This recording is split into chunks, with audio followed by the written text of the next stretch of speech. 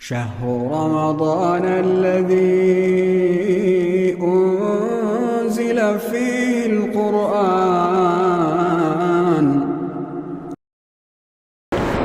أعوذ بالله من الشيطان الرجيم.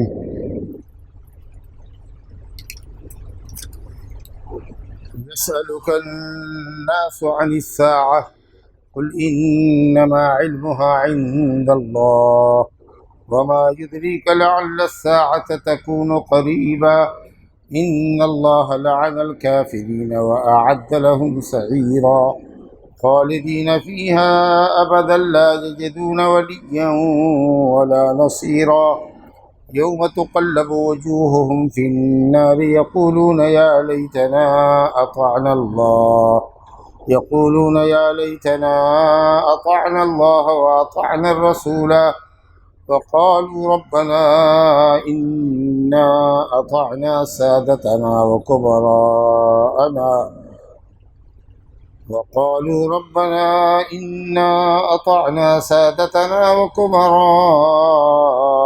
فأضلونا السبيلا ربنا آتهم ضعفين من العذاب ولعنهم لعنا كبيرا يا أيها الذين آمنوا لا تكونوا كالذين آذوا موسى فبرأه الله مما قالوا وكان عند الله وجيها يا أيها الذين آمنوا اتقوا الله وقولوا قولا سديدا يصلح لكم أعمالكم ويغفر لكم ذنوبكم ومن يطع الله ورسوله فقد فاز فوزا عظيما إنا عرضنا الأمانة على السماوات والأرض والجبال فأبين أن يحملنها وأشفقن منها وحملها الإنسان إنه كان ظلوما جهولا ليعذب الله المنافقين والمنافقات والمشركين والمشركات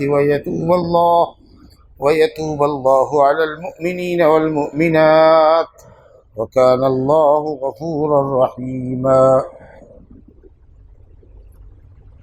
سورہ احزاب کی آخری چند آیات آپ کے سامنے ابھی تلاوت کی گئی ہے. 63 10 آیتیں. اللہ تعالیٰ فرماتا ہے یسألک الناس عن الساعة، لوگ آپ سے قیامت کے متعلق سوال کرتے ہیں. مضارع کا صیغہ ہے جس میں تجدد پایا جاتا ہے، یعنی یہ سوال بار بار لوگ کرتے رہتے ہیں. یہ سوال مستمر ہے، ایک مرتبہ کہہ کے نہیں چپ ہو جاتے. سألک الناس نہیں کہا، لوگوں نے آپ سے پوچھا. یسألک پوچھتے رہتے ہیں.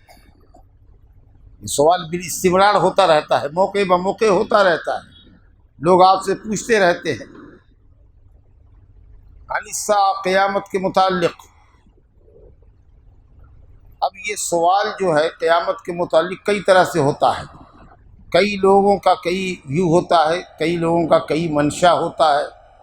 کچھ لوگوں کا منشا قیامت کے متعلق یہ ہوتا ہے کب ہوگی، کیا ہوگی.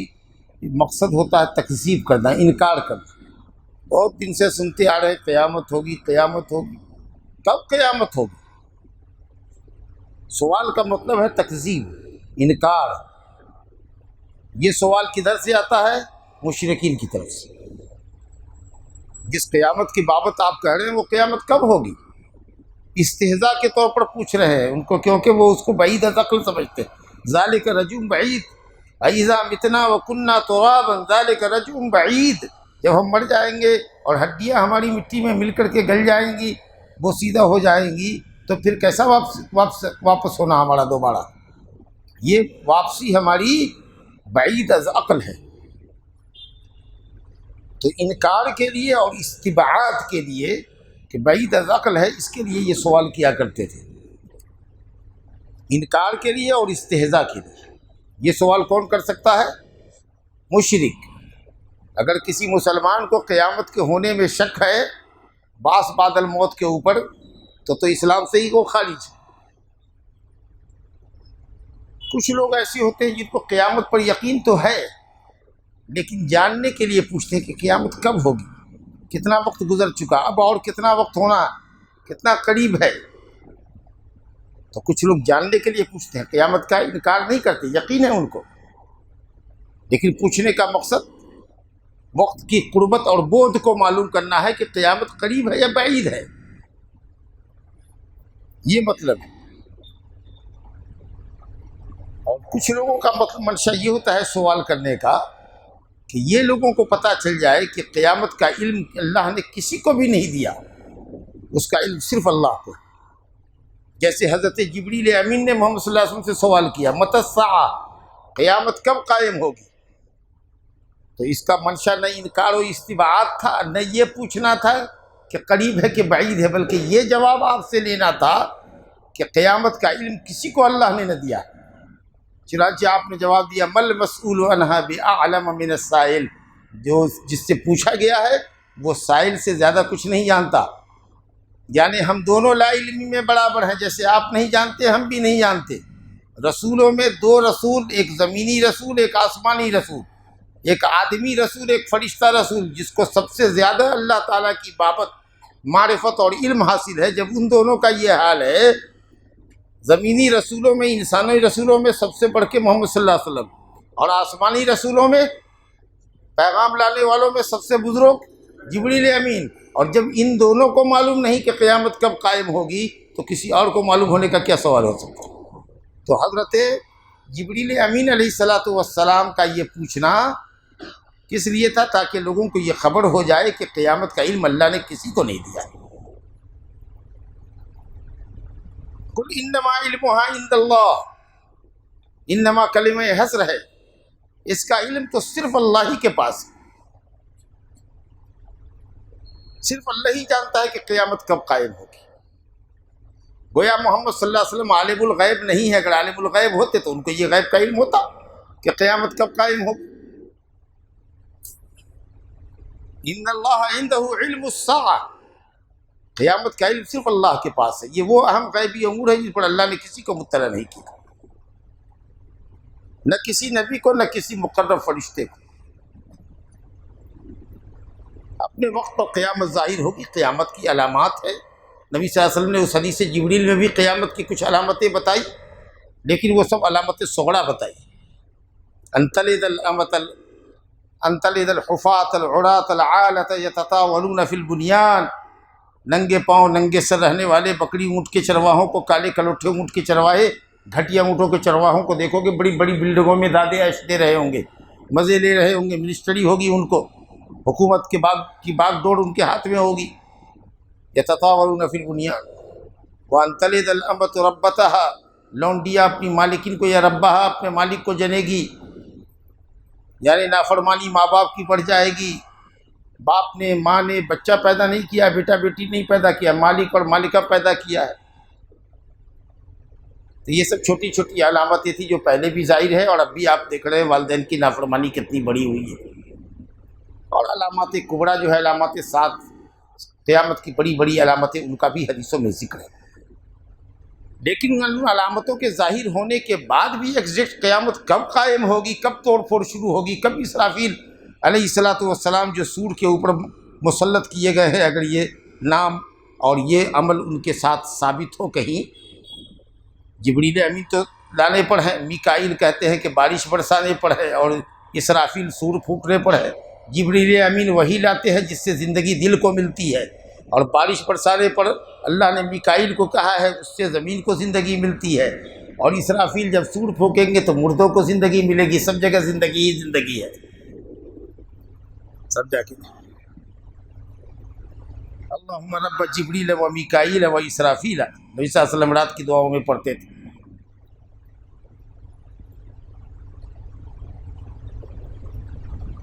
عالم الغیب نہیں ہے، جو کوئی ماضی میں یا آج بھی کہتا رہتا ہے، پیشین گوئی کرتا ہے، اب دنیا کو زیادہ دن نہیں ہے، پہلے بھی سنتے تھے 15ویں صدی میں دنیا ختم ہو جائے گی، کچھ اور پہلے لوگ کہتے رہتے ہوں گے کہ اب دنیا ختم ہو جائے گی، اب بھی کوئی سرپھیرا کہتا ہوگا کہ 30 تک میں دنیا ختم ہو جائے گی، 40-50 میں دنیا ختم ہو جائے گی۔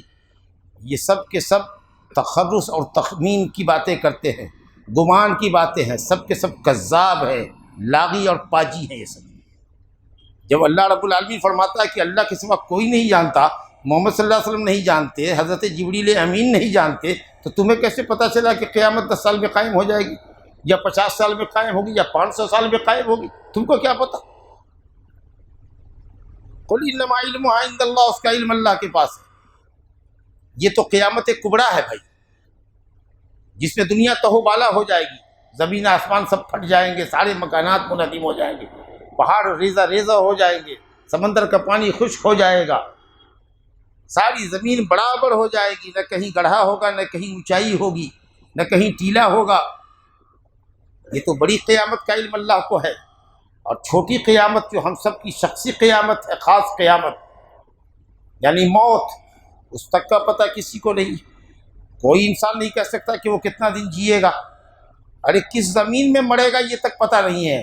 حالانکہ یہ معاملہ تو کسی قدر آسان ہے۔ ایک آدمی ہے، رہ رہا ہے، بیٹے کے ساتھ رہ رہا ہے حیدرآباد میں، کہاں جائے گا بیچارہ؟ کہیں اس کی کوئی جگہ نہیں ہے جانے کی، یہیں رہے گا، لیکن اس کے باوجود بھی وہ یہ نہیں کہہ سکتا ہے کہ اس کی روح اس کے بیٹے کے گھر میں پرواز ہوگی۔ ہو سکتا ہے بیمار ہوا، یہاں سے دلی لے جایا گیا علاج کے لیے، دلی میں موت ہوئی اس کی، یا تو دفن وہاں کر دیا گیا یا پھر ایمبولینس کر کے اس کی لاش لائی گئی، اگر بال بچوں کو صلاحیت رہی تو۔ آپ سمجھے نا؟ تو موت کہاں لے جائے گی، کس جگہ کس کی موت ہوگی، یہ بھی کوئی نہیں جانتا۔ وما تدری نفس بأی ارض تموت، وما تدری نفس بأی ارض تموت۔ یہاں مادہ تک سے وہ غدر سے مطلب نہیں، جو محل شاہد ہے وہ بتائیے۔ وما تدری نفس بأی ارض تموت، کوئی نہیں جانتا کہاں مرے گا، اور جب کہاں مرے گا نہیں پتا ہے تو کس وقت مرے گا، اللہ کی قسم یہ تو اور دقیق چیز ہے۔ وقت کا علم تو اور بھی کسی کو نہیں۔ جب جگہ کا پتہ نہیں ہے، جس جگہ میں پوری زندگی رہ رہا ہے، بیٹے کے ساتھ رہ رہا ہے، لیکن ہو سکتا ہے کہ موت اس کو لے جائے، وائزگ لے جائے، موت اس کو چنئی لے جائے، موت اس کو بنگلور لے جائے، وہاں کے ہاسپٹل میں اس کی موت آ جائے، روح پرواز ہو، تو کس دن اور کس وقت موت آئے گی اس کو تو اور بھی کوئی نہیں جانتا۔ تو قیامت کبریٰ ہو یا قیامت صغریٰ ہو، جب آدمی مرتا ہے اس کی قیامت اسی وقت سے شروع ہو جاتی ہے۔ قیامت شروع ہونے کا کیا مطلب کہ دار دنیا سے وہ دار جزا میں منتقل ہو جاتا ہے۔ اب عذاب اور ثواب اس کو قبر سے شروع ہو جائے گا، نہیں سمجھا؟ تو اس لیے وہ آخرت ہی سے قریب ہے۔ کہنے کو تو دار برزخ کہلاتا ہے، وہ دار دنیا ہے، دار برزخ ہے، آڑ ہے، دنیا اور آخرت کے بیچ میں آڑ ہے وہ، لیکن ہے اس کا رشتہ کس سے قریب ہے؟ آخرت سے، کیونکہ وہاں اس کو جزا اور سزا سے گزرنا ہے۔ تو کب کس کی موت ہوگی یہ تو پتہ ہی نہیں ہے۔ قل انما علمها عند اللہ۔ پھر یہ سوال یہ بڑا اہم نہیں ہے کہ قیامت کب قائم ہوگی، اس سے کیا فائدہ لوگے؟ اگر کہتے کہ 500 سال کے بعد ہوگی تو اس سے کیا ملے گا آپ کو؟ کیا نتیجہ آپ اس سے اخذ کرنا چاہتے؟ کوئی فائدہ نہیں ہوگا۔ جو چیز فائدے کی ہے، جو نتیجے کی ہے، جس سے آپ کی سعادت اور شقاوت، بدبختی اور نیک بختی جڑی ہوئی ہے، وہ آپ کا عمل ہے۔ موت کے لیے آپ کی تیاری ہے، قیامت کے دن کے لیے آپ کی تیاری ہے، اس سے آپ کو دلچسپی ہونی چاہیے۔ چنانچہ جو وہ آتے تھے پوچھتے تھے یا رسول اللہ متی الساعہ، قیامت کب قائم ہوگی؟ تو آپ کہتے تھے کہ ماذا اعددت لہا، تم نے اس کے لیے تیاری کیا کر رکھی؟ یہ سوال اہم ہے کہ تم نے اپنی موت کے لیے، اپنی آخرت کے لیے کیا تیاری کی ہے۔ وہ تو ہو کے رہے گی، لا یجلیھا لوقتھا الا ھو، جب اس کا وقت ہوگا اللہ اس کو ظاہر کر دے گا۔ ایسے چمٹ کے پوچھتے ہو جیسے لگتا ہے کہ ہم کو معلوم ہے۔ یسألونک کأنک حفی عنہا، ایسے چمٹ کے پوچھتے ہیں نبی آپ سے جیسے کہ لگتا ہے کہ آپ کو معلوم ہے۔ اللہ یہاں بھی کہا وما یدریک وما یعلمک متی تکون، آپ کو کیا خبر کہ کب ہوگی، قریب ہے کہ نزدیک ہے؟ نبی کو اللہ تعالیٰ کہہ رہا ہے، دیکھیے خطاب کا انداز دیکھیے اللہ کا، وما یدریک، آپ کو کیا معلوم کہ قیامت کب ہوگی؟ سوچیے کس طریقے سے اللہ رب العالمین نے اپنے نبی کو خطاب کیا۔ لعل الساعة تکون قریبا، بہت ممکن ہے کہ قیامت قریب ہو، قیامت قریب ہو۔ اور اس قربت کو نبی صلی اللہ علیہ وسلم نے ایسے بتایا کہ انا والساعة کہاتین، 2 انگلیوں کو ایسے اشارہ کیا سبابہ کو، اور اس کے بعد والی انگلی کو ایسے کہا، ایسے ہے قیامت، میری بعثت اور قیامت میں ایسے ہے، یعنی جیسے ان 2 انگلیوں کے درمیان کوئی تیسری انگلی نہیں ہے، ویسے میرے اور قیامت کے درمیان کوئی نبی نہیں۔ اب جب ہوگا اسی امت پر قیامت آئے گی، سمجھا کہ نہیں؟ جو ہوگا اس پر قیامت ٹوٹے گی۔ اللہ تعالیٰ ہم سے قیامت کی ہولناکی کو دور کرے، ہم کو تو اس سے پہلے لے جائے، سمجھا کہ اور ویسے بھی جو ایمان والا ہوگا اللہ تعالیٰ اس کو پہلے موت کی نیند سلا دے گا۔ کفار اور مشرکین پر قیامت کی سختیاں ٹوٹیں گی. جب دیکھیں وما یدریک، آپ کو کیا خبر، کس چیز نے آپ کو بتایا کہ قریب ہے کہ نزدیک ہے؟ یعنی آپ کو کچھ پتہ نہیں. صاحب لوگوں میں رب العالمین کا وما یدریک وما یعلمک بہا، کوئی چیز آپ کو اس کا علم نہیں دے رہی. لعل الساعۃ تکون قریبا، بہت ممکن ہے کہ قیامت قریب ہو. اور کہا کہ ہر شخص کی قیامت اس کی موت کے ساتھ ہے. اب کب کس کی موت آئے گی یہ کس کو پتہ ہے؟ آج ہم ہیں، کل صبح نہیں ہوں گے. صبح تو دور کی بات ہے، ایک چھن کے بعد، ایک منٹ کے بعد نہیں ہو سکتے. سامان 100 برس کا ہے، پل کی خبر دی. ان اللہ لعن الکافرین واعد لهم سعیرا، بے شک اللہ تعالیٰ نے لعنت فرمائی ہے کافروں پر. کافر ملعون اپنے کفر کی وجہ سے اللہ کی رحمت سے انتہائی دور. دنیا کا کیا ہے؟ دنیا تو اللہ کے نزدیک مچھر اور مکھی کے پر کے برابر بھی نہیں. وہ تو ان کے لیے جنت ہے. وہ جتنے بھی عیش اور آرام کر لیں، جہنم کی سختی کے مقابلے میں کچھ بھی نہیں ہے. ساری دنیا کی دولت بھی مل جائے تو کچھ نہیں ہے. یہ نعمت کچھ نہیں ملے گی. یہ ایک دفعہ جہنم میں ڈبکی دکھلایا جائے گا نا، پوچھے گا اللہ تعالیٰ کبھی آرام ملا تھا؟ دنیا کے تو بہت مالدار تھے، ایشیا کے سب سے ریچسٹ مین تم ہی تھے. ایک دفعہ ڈبکی کھلاوے گا، کہے گا نہیں، ہم نے کبھی آرام کا تو مزہ ہی نہیں چکھا، بھول جائے گا. اور دنیا کا سب سے مسکین مسلمان، موحد مسلمان، جو بڑی تنگ دستی کی زندگی گزار رہا ہے، اگر وہ جنت میں ایک مرتبہ اس کو جنت کا داخلہ نصیب ہو جائے گا تو اس کی باغ و بہار دے کر پوچھے گا کہ دنیا میں 60-70 سال رہے، تکلیف بھیجر کا نا واللہ کچھ نہیں. وہ اپنی تکلیف بھول جائے گا اور وہ کافی دنیا کی راحت بھول جائے گا. اللہ، یہ کفر کے سبب ملعون ہے. اور یہ لعنت تو اللہ تعالیٰ کی دنیا میں ان کے اوپر ہے ہی، لیکن قیامت کے عذاب، بھڑکتے ہوئے عذاب، شعلہ زن عذاب سے بھی ان کو نجات نہیں ہے. وَأَعَدَّ لَهُمْ، اللہ نے ان کے لیے تیار کر رکھا ہے نارن سعیرہ، بھڑکنے والی آگ جو بالکل بھڑکی ہوئی ہوگی، شعلہ زن ہوگی، چنگھاڑ رہی ہوگی. ادھر آ مردود، تو کہاں تھا؟ میں تمہارے انتظار میں کب سے تھی. کہاں بھاگتا؟ ادھر آ، بلائے گی. سمعوا لها تغیظا وزفیرا خالدین فیہا ابدا. 1 سال 2 سال مشرک کو نہیں رہنا ہے، مہینہ سال نہیں رہنا ہے، خالدین فیہا ابدا. جو مشرک ہیں ان کو ہمیشہ ہمیشہ رہنا ہے، اس میں ہمیشہ ہمیشہ رہنا ہے. وہ بھی اور ان کے بت بھی جن کو وہ اللہ کے علاوہ پوجتے. انکم وما تعبدون من دون اللہ حسب جہنم انتم لہا واردون وقودها الناس والحجارہ. جی، یا ایھا الذین آمنوا قوا انفسکم واہلیکم نارا وقودها الناس والحجارہ. انسان اور پتھر ہوں گے جن بتوں کو پوجتے ہو، وہ ہوں گے تاکہ تم اپنے معبودوں کی بے بسی دیکھ سکو. لو کانوا ہؤلاء آلہۃ ما وردوها، اگر یہ معبود ہوتے تو جہنم میں تھوڑی آتے. یہ بتانے کے لیے، ذہنی اذیت دینے کے لیے تم کو. ہمیشہ ہمیشہ رہیں گے. گویا جہنم ہمیشہ کے لیے باقی رہے گی، جیسے جنت جنتیوں کے لیے باقی رہے گی، اور جہنم جہنمیوں کے لیے، کافروں کے لیے ہمیشہ باقی رہے گی. البتہ جو موحدین گنہگار ہوں گے، جن کے لیے جہنم واجب ہو چکی ہوگی، اللہ کے کچھ نیک بندوں کی شفاعت سے وہ جہنم میں جانے سے روک دیے جائیں گے، جنت کی راہ پہ لگا دیے جائیں گے، یا پھر جہنم میں جل رہے ہوں گے تو ان کو ان کی سفارشوں سے نکالا جائے گا اور نہر حیات میں غوطہ دے کر کے پھر اس کو فریش کر کے جنت میں داخل کیا جائے گا. تو یہ تو موحدین کے لیے ہوگا. لیکن مشرک، چاہے وہ غیر اللہ کا پرستار، چاہے بت کا پوجنے والا ہو، کہ قبر کا پوجنے والا ہو، کہ چاند ستارے کا پوجنے والا ہو، کہ دریا اور آگ کا پوجنے والا ہو، اللہ کے علاوہ جس کی پرستش کرنے والا ہے وہ ادھر دائمی جہنم میں رہے گا. خالدین فیہا ابدا. ابدا کس چیز کے لیے آتا ہے؟ مستقبل میں استمرار زمان کے لیے. مستقبل میں استمرار، ہمیشہ آنے والی مستقبل میں. اور ازل ماضی میں استمرار زمان کے لیے. اس لیے اللہ تعالیٰ ازل سے لے کر ابد تک ہے. اس کا کوئی ماضی نہیں، اس کا کوئی مستقبل نہیں، ہمیشہ سے ہمیشہ رہے گا، ازل سے لے کر ابد تک. تو خالدین فیہا ابدا، ہمیشہ ہمیشہ رہیں گے. یہی اہل سنت والجماعت کا عقیدہ ہے کہ جہنم ہمیشہ باقی رہے گی اور جنت بھی ہمیشہ باقی رہے گی. یہ سمجھنا کہ جہنم ختم کر دی جائے گی، یہ معتزلہ کا گمراہ فرقے کا عقیدہ ہے کہ ایک زمانے کے بعد جہنم ختم کر دی جائے گی۔ تب جا کے جب عذاب بہت دے چکا ہوگا اللہ تعالیٰ تو ختم کر دے گا۔ یہ بتائیے تو اللہ تعالیٰ کہتا ہے خالدین فیہا ابدا ومن یعص اللہ ورسولہ فإن لہ نار جہنم خالدین فیہا ابدا۔ یہ مردود کہتا ہے کہ نہیں، ختم کر دی جائے گی۔ سمجھ گئے؟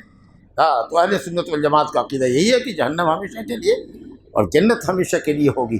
البتہ جو موحدین عصات ہوں گے، گنہگار، وہ جب جہنم سے نکال دیے جائیں گے اور وہ سب جگہ خالی رہ جائیں گی، اس کو ختم کر دیا جائے گا۔ ہو سکتا ہے کافروں کی جہنم ذرا لمبی کر دی جائے گی۔ لا یجدون ولیا ولا نصیرا، یہ کفار جو وہاں ہمیشہ رہیں گے، یہ نہ اپنا کسی کو ولی وہاں پائیں گے جو ان کی حفاظت کرے، ولی دوست جو ان کو بچائے، حفاظت کرے، ولا نصیرا، اور نہ کوئی مددگار ہوگا جو جہنم کے عذاب کو ان سے پھیر دے۔ نہ کوئی حفاظت کرنے والا ہوگا، نہ کوئی جہنم کے عذاب کو ان سے پھیرنے والا ہوگا، کوئی نہیں ہوگا۔ سب کے سب دامن جھاڑ نکل جائیں گے۔ یوم تقلب وجوہہم فی النار، اس دن ان کے چہرے آگ کے اندر الٹ پلٹ کیے جائیں گے، جیسے آگ کے انگاروں کے اوپر گوشت کو جو بھونا جاتا ہے، کباب جو بنایا جاتا ہے تو دیکھتے ہیں اس کو پلٹ پلٹ کیا جاتا ہے۔ اگر ایک طرف رکھیں گے تو ایک طرف جلے گا، اوپر نہیں جلے گا، پکنے کے لیے اس کو پلٹ پلٹ کیا جاتا ہے۔ تو جسم میں سب سے زیادہ حساس عضو جو ہے وہ چہرہ ہے، جو انسان کی پہچان ہے، انسان کا چہرہ ہے، اسی کو دیکھ کر کے آدمی کی شخصیت سمجھ میں آتی، پہچان ہوتی۔ اس چہرے پر عذاب کی سختی بڑی سنگین ہوگی، اس کو اللہ تعالیٰ کبھی ادھر کبھی ادھر کبھی ادھر کبھی ادھر کباب کی طرح سیکھے گا۔ یوم تقلب وجوہ، مجہول کا صیغہ استعمال کیا گیا، نہیں پڑھنا پسند کریں گے۔ ایک طرف اگر سک رہا ہے تو چاہیں گے کہ ایک طرف کا جل جائے، ادھر تو بچا رہے، نہیں، یوم تقلب، پھیرا جائے گا۔ یتقلبون نہیں، وہ پھیریں گے نہیں، ان کو پھیرا جائے گا۔ ناپسندیدگی کے باوجود بھی ان کے چہرے کو زبردستی پھیرا جائے گا، چلیے ادھر بولو، ایسے الٹ پلٹ ہوتا ہے، والعیاذ باللہ۔ تب وہاں پر جب یہ عذاب کی سختی دیکھیں گے تو اس وقت اپنی حسرت کا اظہار کریں گے۔ یقولون، کہیں گے یا لیتنا، اے کاش ہم اللہ اور اس کے رسول کی اطاعت کر کے آئے ہوئے۔ معلوم ہوا کہ جہنم سے نجات دینے والی کون سی چیز ہے؟ اللہ اور اس کے رسول کی اطاعت، کیونکہ ایک مشرک وہاں پر جو جس چیز کی تمنا کر رہا ہے وہ تمنا صرف کیا ہے؟ اللہ اور اس کے رسول کی اطاعت، اور اس کے اندر پورا اسلام ہی داخل ہے۔ تمام واجبات کی ادائیگی، مستحبات کی ادائیگی، اور تمام محرمات اور مکروہات سب سے اجتناب، تمام چیز اللہ اور اس کے رسول کی اطاعت میں داخل ہے۔ اسلام ہے کیا؟ اللہ اور اس کی رسول کی اطاعت۔ یا ایھا الذین آمنوا اطیعوا اللہ واطیعوا الرسول، اسلام کے ہی تو رسول ہے، اسلام اسی کا نام ہے۔ تو کہیں گے کہ کاش ہم نے اللہ اور اس کے رسول کی اطاعت کی ہوتی، لیکن یہ ندم، یہ ندامت، یہ حسرت، یہ تحسر، یہ افسوس ایسے وقت میں ہو رہا ہے حیث لا ینفع الندم، ایسے وقت ہو رہا ہے جبکہ ندامت ان کو کوئی فائدہ نہیں پہنچائے گی۔ کاش کہ لوگ ہوش کے ناخن لیتے، قرآن مجید کو پڑھتے اور سمجھتے، اور اپنے انجام کو دیکھ کر اپنے شرک سے توبہ کرتے اور اسلام کے گھنی چھاؤں میں آتے، تاکہ دنیا سے لے کر آخرت تک اور جنت تک کی سعادت ان کو نصیب ہو سکے۔ اللہ لوگوں کو مشرف اسلام کرے۔ وقالوا، اور یہ کہیں گے، ربنا ان اطعنا سادتنا وکبراءنا، اے ہمارے رب، ہم نے اپنے سادہ اور کبرا کی اطاعت کی، ان کے حکم مانا، آنکھ بند کر کے ان کا حکم مانا، تقلید کی، ان کی اتباع نہیں کیا، دلیل کی پیروی نہیں کی۔ سید مان کے چلے، کبیر القوم مان کے چلے، قوم کے اندر یہ آدمی مرتبے والا تھا، ذو شرف تھا، شرف اور قدر والا تھا، سید جس کی جمع سادہ ہے، سادتنا سید کی جمع سادات، سیدہ کی جمع سادات، یا جمع الجمع، سمجھا کہ نہیں؟ سید کی جمع سادہ، ایھا السادہ، عربی والے کہتے ہیں ایھا السادہ، سمجھا کہ نہیں؟ تو کبیر القوم کی، جو ہماری قوم کے سربراہ لوگ تھے، ان کی، وکبراءنا، اور ان سے بھی جو بڑے تھے، سب سے بڑے تھے، عمرا، گورنران، بادشاہ، سمجھا کہ نہیں، منسٹران، ان کی ہم نے بات مانی آئے، کاش کہ ہم اندھے نہ ہوتے، ان کی تقلید اندھی نہ کی ہوتی، دلیلوں کی پیروی کی ہوتی، معلوم کیے ہوتے کہ صاحب حق کیا ہے ناحق کیا ہے۔ تو اگر یہ تقلید نہ ہوتی، اتباع ہوتا، قرآن و سنت کا اتباع، دلیل کی پیروی اتباع ہے۔ اور کسی کی بات آنکھ بند کر کے ماننا خوش فہمی میں کہ یہ آدمی بالکل ثقہ ہے، بڑا مولوی ہے، جو کہتا ہے سب صحیح، 100% اس کی بات صحیح، یہ تقلید ہے۔ تو کاش کہ ہم نے، اے رب ہمارے، ہم نے اطاعت تو سادہ کی اپنے کبرائے قوم کی بڑے لوگوں کی، انہوں نے ہم کو راستے سے السبیل سے گمراہ کر دیا۔ السبیل مانے اللہ کا راستہ، وہ راستہ جو اللہ کا راستہ تھا، جو جنت کا راستہ تھا، اس سے انہوں نے گمراہ کیا، شرک اور گناہ کی راہ پر لگایا، انہوں نے معصیت کی راہ پہ لگایا، بدعت کی راہ پر لگایا۔ یہ ہمارے کبڑا، یہ ہمارے بڑے بڑے پیران، یہ ہمارے بڑے بڑے ملا مولوی، جن کی ہم آنکھ بند کر کے تقلید کرتے رہے، ان پر اعتماد کرتے رہے۔ ربنا آتہم ضعفین من العذاب، اللہ ان کو دوہرا عذاب دے، میرا ایسے دگنا دے اس کو۔ آتہم ضعفین من العذاب، ضعف یانا جو میں جس عذاب میں میں ہوں، اس سے دوہرا عذاب ان کو دے۔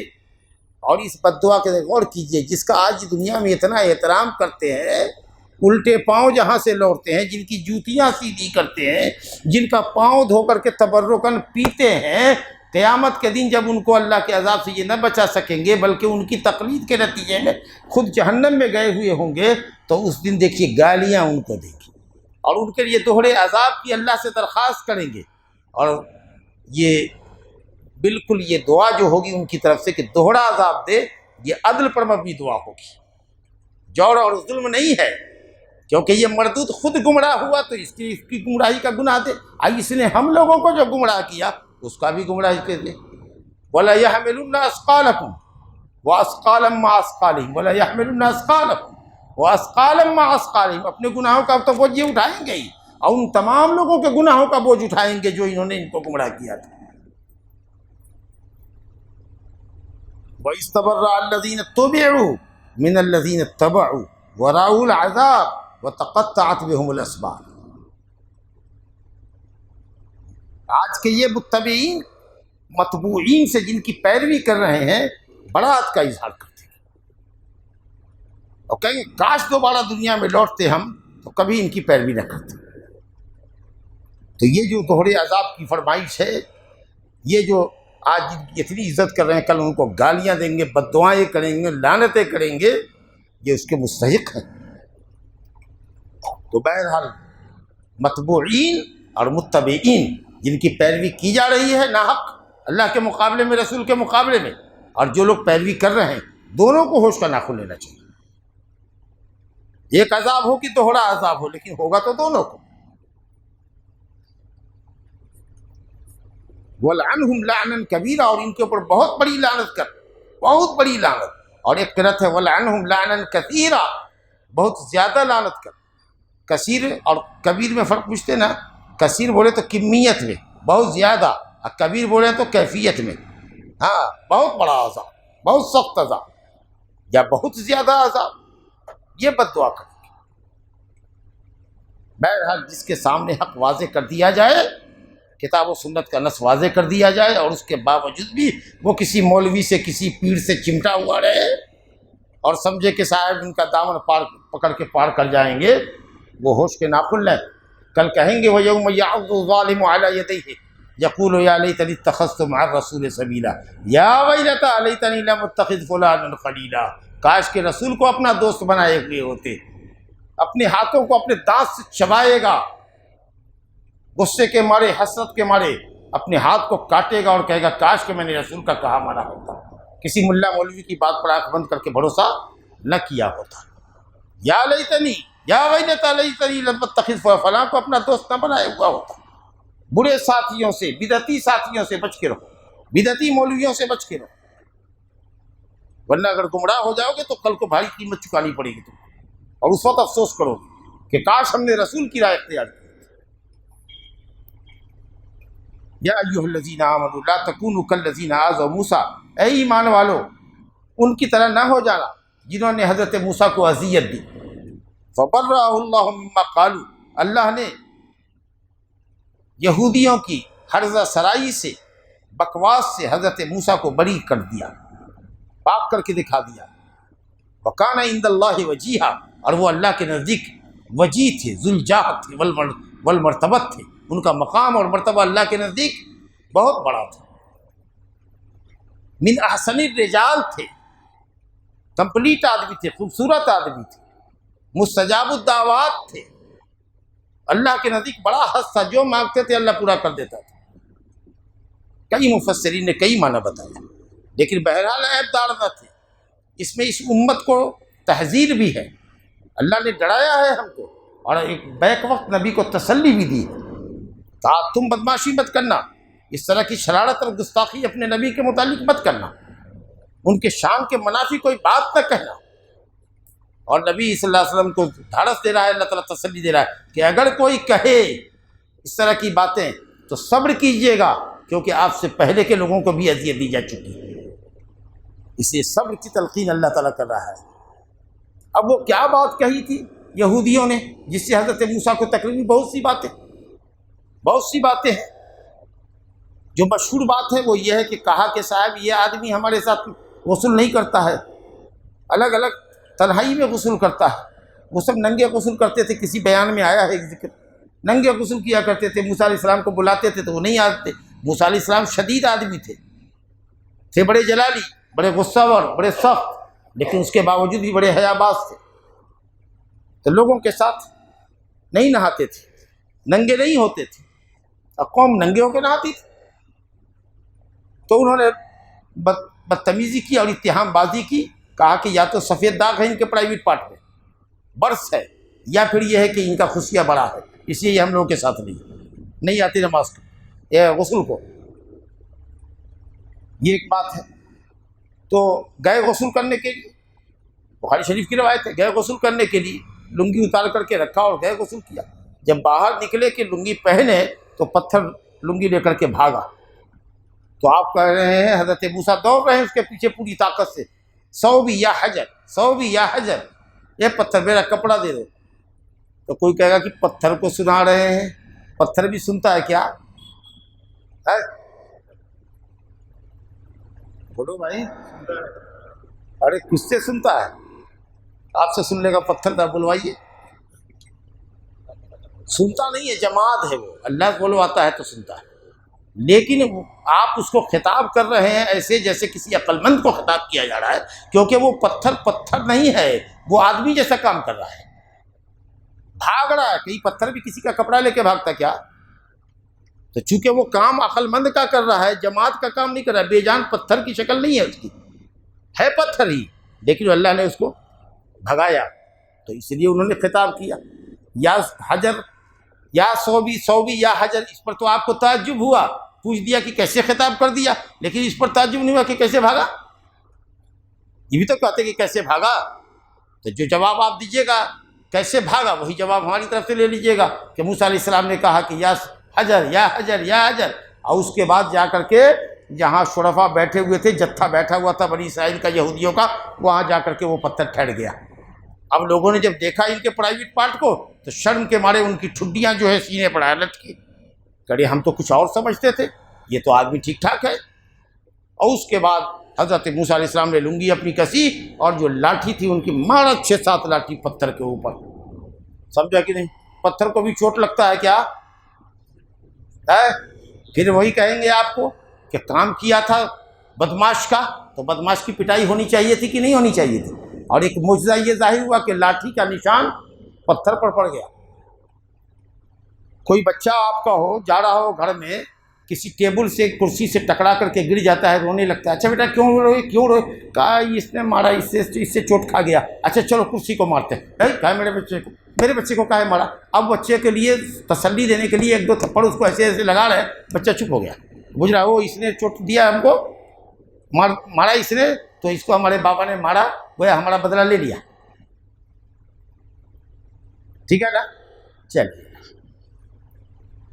تو اس طرح کی بات ہے۔ کسی نے یہ کہا کہ صاحب حضرت ہارون کی موت کا الزام لگایا بے ایمانوں نے، میدان تیہ میں 40 سال کی رہائی، اللہ اکبر۔ لوگ کہتا ہے کہ یاجوج ماجوج نہیں مل رہا ہے، وہ دیوار نہیں مل رہی ہے جو ذوالقرنین نے لگائی تھی. اللہ اکبر.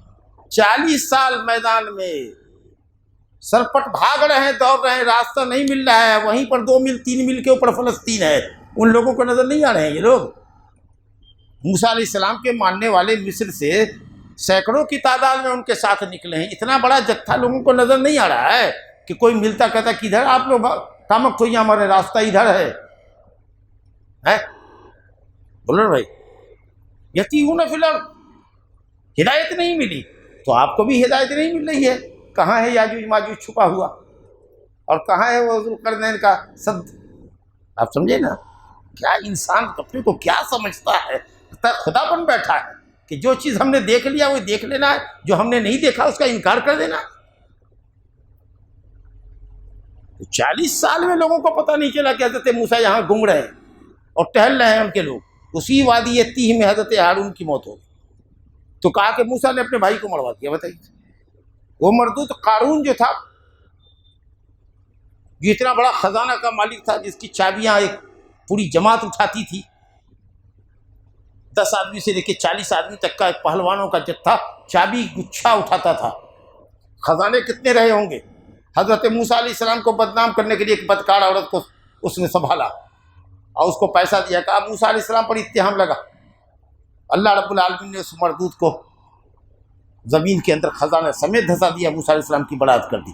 کئی مفسرین نے واقعات لکھے ہیں کہ یہ قوم اتنی بڑی بدماش تھی. حالانکہ جانتے ہیں بنی اسرائیل کا سب سے بڑا نبی اگر کوئی ہے، یعقوب علیہ السلام کی اولاد میں اگر سب سے بڑا کوئی نبی ہے اور سب سے بڑی عظیم کتاب اگر کسی پر اتری ہے تو موسیٰ علیہ السلام. آپ سمجھے نا، اعظم نبی اعظم رسول ان کی بنی اسرائیل. نبی صلی اللہ علیہ وسلم کو بھی لوگوں نے اذیت دی. آپ تقسیم غنائم کر رہے ہیں. ذوالخویسرہ تمیمی جو خوارج کا سردار تھا، کہا کہ اس تقسیم میں انصاف نہیں برتا جا رہا ہے. حالانکہ مؤلفۃ القلوب کو مشرکین کو دے رہے ہیں، جو نئے نئے مسلمان ہو رہے ہیں ان کو دے رہے ہیں تاکہ ان کا پورا قبیلہ مسلمان ہو جائے. تو کہا اس تقسیم میں انصاف نہیں ہے. نبی صلی اللہ علیہ وسلم پر ناانصافی کا الزام ہے. یہ خبر معلوم ہوئی، بڑے آپ غصے سے لال پیلے ہوئے اور کہا رحم اللہ اخی موسیٰ. بخاری شریف کی روایت ہے، اللہ میرے بھائی موسیٰ پر رحم کرے. لقد اوذی کثیرا اکثر من ھذا فصبر. اس سے زیادہ ان کو اذیت دی گئی جو ہم کو اذیت دے رہے ہیں یہ لوگ، لیکن انہوں نے صبر کیا. اللہ نے برات کا اظہار کیا ہے قول سے اور فعل سے. کہتے تھے پاگل ہے، دیوانہ ہے. کہا ومان تب ربک مجنون. قول سے برات کا اظہار کیا اور فعل سے دیکھ لیجئے پتھر کو عقل دے دی اللہ نے، لے کے بھاگو. یہاں تک کھچاؤ موسیٰ علیہ السلام کو ٹھہراؤ وہاں قوم کے درمیان اور وہ دیکھ لیں کہ ان کے پاس کوئی عیب نہیں ہے. بات لمبی ہو رہی. کہا گیا ایسا مت ہو کان عند اللہ وجیہا. اس کے بعد کی آیت ہے یا ایھا الذین آمنوا اتقوا اللہ وقولوا قولا سدیدا. اے ایمان والو اللہ کا تقوی اختیار کرو، اوامر کو بجا لاؤ، منہیات سے اجتناب کرو. وقولوا قولا سدیدا، اور درست بات کہو، بالکل درست بات کرو. درست بات مطلب ہر وہ بات جس کے اندر بھلائی. سب سے سیدھا موٹا معنی ہے ہر وہ بات جس میں بھلائی ہو وہی درست بات ہے.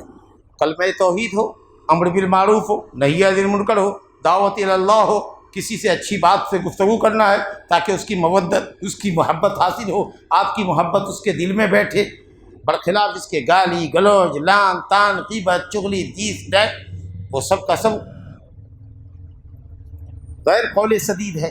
تو قولوا قولا سدیدا، تقوی اختیار کرو، درست بات کہو. یہ عمل ہوا، اس عمل کی برکت کیا ہوگی؟ یصلح لکم اعمالکم، اللہ تعالیٰ تمہارے عملوں کو درست کر دے گا. سارے کام تمہارے درست ہو جاتے، سارے بگڑے ہوئے کام تمہارے درست ہو جاتے. یہ دنیا کا فائدہ ہے.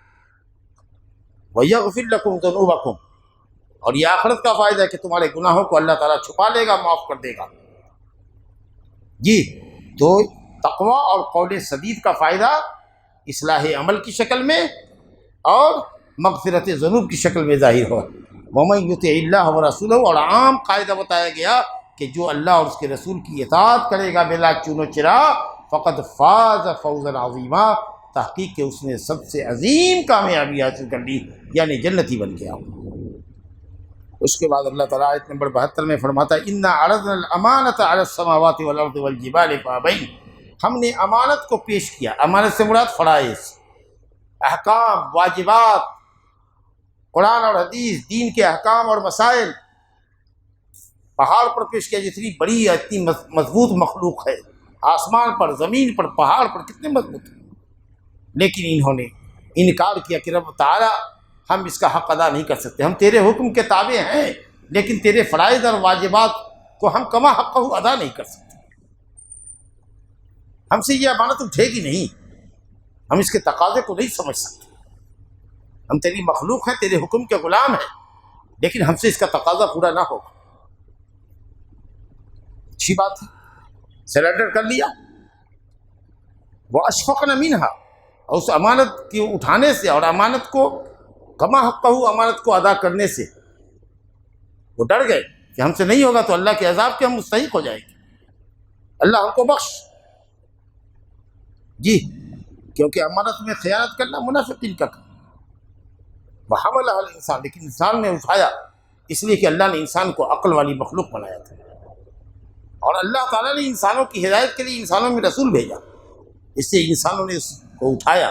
لیکن اگر انسان جو اس امانت کو اٹھا چکا ہے، اگر وہ اس امانت کا حق ادا نہ کرے، اللہ کی توحید کو پختہ نہ کرے، اس کے احکام کی بجا آوری نہ کرے، تو ظالم اور جاہل ٹھہرے گا کہ نہیں؟ بہت بڑا ظالم اور جاہل ٹھہرے گا، کیونکہ دوسری مخلوقات کو تو عذاب نہیں ہوگا، لیکن تو نے تو کہا کہ ہم اٹھا لیں گے اور نہیں اٹھایا. جی، اللہ تعالیٰ کہتا ہے لو انزلنا هذا القرآن على جبل لرأيته خاشعا متصدعا من خشیۃ اللہ. اللہ کے ڈر سے وہ ریزہ رضا ہو جاتا. حضرت موسیٰ علیہ السلام نے ضد کی، اللہ میں تجھے دیکھنا چاہتا ہوں. کہا اچھا پہاڑ کو دیکھو، تجلی ظاہر کرتے ہیں، اگر وہ پہاڑ اپنی جگہ ٹھہرا رہا تو تم مجھ کو دیکھ سکو گے. فلما تجلی للجبل جعلہ دکا،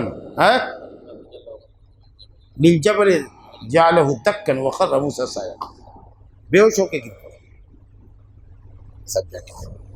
تو بہرحال جس امانت کو انسان نے اٹھایا ہے، اس کی ذمہ داری ہے کہ وہ اس کے اوپر عمل کرے، واجبات اور فرائض کو استطاعت پر ادا کرے، محرمات سے کلی طور پر اجتناب کرے، ورنہ وہ اللہ کے بڑا ظالم اور جاہل ٹھہرے گا. لِيُعَذِّبَ اللَّهُ الْمُنَافِقِينَ، یہ اللہ نے امانت جو دی ہے اور انسانوں نے اس کو اٹھایا ہے. اب 3 کیٹیگری ہے اس امانت کے تئیں. کچھ لوگ تو منافق ہیں، جو اعتقادی منافق ہے، کلمہ زبان سے پڑھتے تھے لیکن دل میں کفر چھپاتے تھے. اشہد ان لا الہ الا اللہ و اشہد ان محمد رسول اللہ بھی پڑھتے تھے، نماز میں بھی آ جاتے تھے. یہ الگ بات ہے کہ نماز میں آتے تھے وَإِذَا قَامُوا إِلَى الصَّلَاةِ قَامُوا كُسَالَىٰ يُرَاءُونَ النَّاسَ وَلَا يَذْكُرُونَ اللَّهَ إِلَّا قَلِيلًا مُذَبذَبِينَ بَيْنَ ذَلِكَ لَا إِلَٰهَ هَٰؤُلَاءِ وَلَا إِلَٰهَ هَٰؤُلَاءِ. سستی اور کاہلی کے ساتھ نماز پڑھنا، ہارے جی نماز پڑھنا، یہ منافقوں کا طریقہ ہے. ایسا نہیں ہونا، پوری رغبت کے ساتھ نماز پڑھو، وقت پہ نماز پڑھو. جیسے ہی اذان کامے پڑھے سیدھا مسجد میں بھاگو، سارے کامہ چھوڑو. پڑھ رہے ہیں لیکن من مٹاؤ کے ساتھ پڑھ رہے ہیں، بوجھل من کے ساتھ پڑھ رہے ہیں. اس کا مطلب کہ آپ کو نماز میں رغبت نہیں ہے. آدمی سستی وہیں دکھاتا ہے جس عمل کے اندر جس میں اس کو رغبت رہا. جس کام میں رغبت ہوتی ہے اس میں تو بڑی چستی اور پھرتی دکھاتا ہے. تو سستی سے نماز پڑھنے کا مطلب کہ آپ کو دل سے نماز پسند نہیں ہے. اگر آپ کو دل سے نماز سے محبت ہوتی تو پھرتی ہوتی ہے آپ کے اندر، سستی نہیں ہوتی، چستی ہوتی. تو یہ منافق تھے، آتے تھے کہتے تھے ہم تو آپ کو اللہ کا رسول مانتے ہیں. وَإِذَا جَاءَكَ الْمُنَافِقُونَ قَالُوا نَشْهَدُ إِنَّكَ لَرَسُولُ اللَّهِ. اللہ کہتا ہے وَاللَّهُ يَعْلَمُ إِنَّكَ لَرَسُولُهُ وَاللَّهُ يَشْهَدُ إِنَّ الْمُنَافِقِينَ لَكَاذِبُونَ. یہ جھوٹے ہیں، یہ آپ کو زبان سے صرف مانتے ہیں، دل سے نہیں مانتے. اور ٹھیک اسی طریقے سے اس منافقت کی سزا ان کو ملے گی کہ جب قبر میں جائیں گے اور منکر نکیر آ کے بیٹھاوے گا، بول اس آدمی کے بارے میں کیا کہتا ہے، بول تیرا رب کون تھا، بول تیرے رسول، ہا لا ادری، ہا لا ادری سمیعت الناس یقولون فقلت. لوگوں کو سنا تھا کہ محمد نام ہے، وہ سنتے تھے، زبانی سنا تھا، کان سے سنا تھا، سمجھا کچھ نہیں تھا. تو جیسا یہاں کر رہے ہیں، زبان سے بول رہے ہیں، وہیں بھی کہیں گے. لیکن دل سے چونکہ مومن نہیں تھے، اللہ کی توحید پر، رسول کی رسالت پر ایمان نہیں رکھتے تھے، اس لیے جواب بھی وہاں وہی ہوگا. فیقول المنافق او المرتاب، راوی کو شک ہے کہ منافق یا مرتاب کہے گا ہاں لا ادری، جبکہ مومن کہے گا کہ ربی اللہ دینی الاسلام والذی بعث فینا هو محمد رسول اللہ جاءنا بالبینات والہدی فآمنا بہ واتبعنا. مومن جواب دے گا، منافق و مرتاب جواب نہیں دے گا. تو ایک تو یہ منافق اور منافقات ہیں جن کے بارے میں کہا ان المنافقین فی الدرک الاسفل من النار، تو یہ کیا امانت کو اٹھائیں گے، اللہ کی شریعت پر عمل کریں گے، تو منافق ہے یہ۔ اور دوسرے کون ہیں؟ مشرکین اور مشرکات ہیں جو کھلم کھلا دین کا انکار کرتے ہیں۔ ان کی پوزیشن واضح ہے کہ بھئی وہ ایک اللہ کو نہیں مانتے، رسولوں کو نہیں مانتے، محمد صلی اللہ علیہ وسلم کو آخری پیغمبر نہیں مانتے، وہ کھلے ہوئے مشرک ہیں۔ لیکن وہ جو تھے منافق، وہ چھپے ہوئے مشرک تھے، وہ مشرکین سے زیادہ خطرناک تھے۔ چھپے ہوئے دشمن سے کھلا ہوا دشمن بہتر ہے، چھپا دشمن سے کھلا دشمن بہتر ہے، سمجھا؟ اس لیے پہلے اللہ نے منافقین کا ذکر کیا، لِيُعَذِّبَ اللَّهُ الْمُنَافِقِينَ وَالْمُنَافِقَاتِ، تب بیان کر رہا ہے وَالْمُشْرِكِينَ وَالْمُشْرِكَاتِ اللہ وَيَتُوبَ اللَّهُ عَلَى الْمُؤْمِنِينَ وَالْمُؤْمِنَاتِ، اور اللہ تعالیٰ مومن مردوں اور مومنہ عورتوں کی توبہ قبول کرتا ہے، موحدین کی توبہ قبول کرتا ہے۔ گناہ ہو جاؤ اللہ سے تائب ہو جاؤ۔ ارے مشرکو، تم بھی اگر سچے دل سے اللہ کے حضور تائب ہو جاؤ اور اللہ کی توحید پر آ جاؤ، شرک سے توبہ کر لو۔ اے منافقو، اگر تم واقعی دل سے توبہ کر لو، آ جاؤ، تو اللہ تعالیٰ کا در کھلا ہوا ہے۔ الا الذین تابوا واخلصوا دینہم للہ، توبہ کرو، اخلاص کرو، واصلحوا، الا الذین تابوا واصلحوا واخلصوا دینہم للہ، دین کو اللہ کے لیے خالص کر لو، شرک سے توحید پر آ جاؤ، ریا سے اخلاص پر آ جاؤ، کیونکہ ریاکاری کے لیے نماز پڑھتے تھے۔ اللہ تعالیٰ توبہ قبول کرے گا۔